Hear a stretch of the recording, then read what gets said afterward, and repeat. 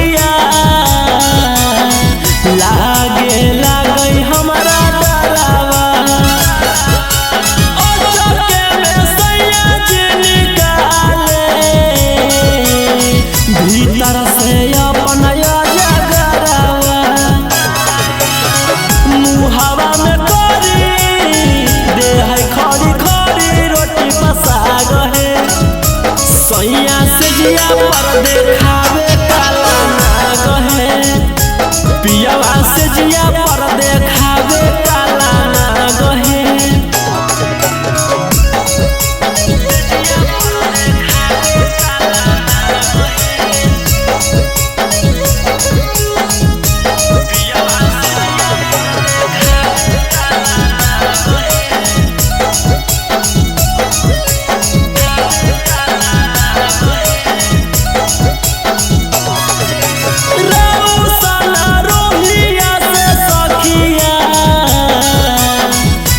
गेलियै गली के बियाहवा देलखी फसाई हमरा राम जी।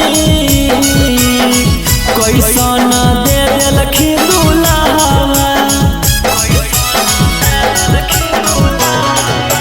रौशन रोहिया से सखिया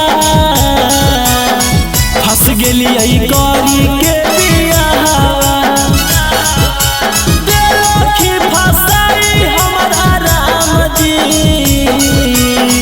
कैसन दे देलखी दुल्हवा।